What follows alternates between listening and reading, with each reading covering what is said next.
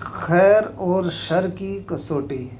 حضرت ابو ہریرہ رضی اللہ تعالیٰ عنہ بیان کرتے ہیں کہ ایک موقع پر اللہ کے رسول صلی اللہ علیہ وآلہ وسلم ایک جگہ سے گزرے، دیکھا کہ وہاں کچھ لوگ بیٹھے ہوئے ہیں۔ آپ نے انہیں مخاطب کرتے ہوئے فرمایا، کیا میں تم لوگوں کو نہ بتاؤں کہ تم میں سے سب سے اچھا انسان کون ہے اور سب سے برا انسان کون؟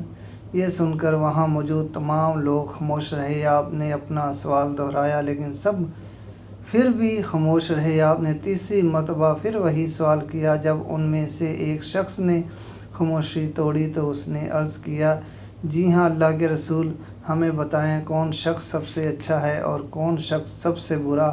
تب آپ نے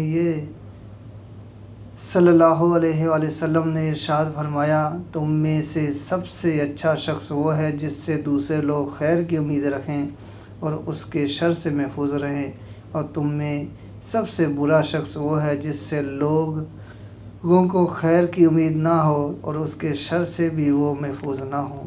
اس حدیث کے ذریعے اللہ کے رسول صلی اللہ علیہ وآلہ وسلم نے ایک کسوٹی فراہم کر دی جس سے کسی بھی انسان کو پرکھا جا سکتا ہے وہ اچھا انسان ہے یا برا انسان، اور جس کے ذریعے ہر انسان خود اپنی پرکھ بھی کر سکتا ہے اور جان سکتا ہے کہ وہ اچھے انسانوں میں سے ہے یا برے انسانوں میں سے۔ اس کسوٹی سے نہ صرف اچھے انسان اور برے انسان کی پہچان ہوتی ہے بلکہ یہ مسلم اور غیر مسلم کے مابین فرق کو بھی ظاہر کرتا ہے۔ آپ صلی اللہ علیہ وآلہ وسلم نے فرمایا، اللہ کی قسم وہ شخص مومن نہیں جس کے پڑوس اس کی اذیتوں سے محفوظ نہ ہوں۔ بخاری شریف 2014 اور مسلم شریف 44۔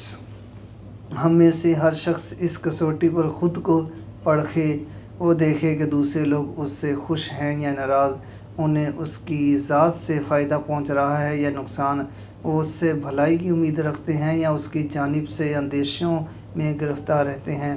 پھر اگر کسوٹی سے معلوم ہو کہ وہ اچھا انسان ہے تو اس پر اللہ کا شکر ادا کرے، اور اگر کسوٹی بتائے کہ وہ برا انسان ہے تو اپنی اصلاح کرے اور اچھا انسان بننے کی کوشش کرے۔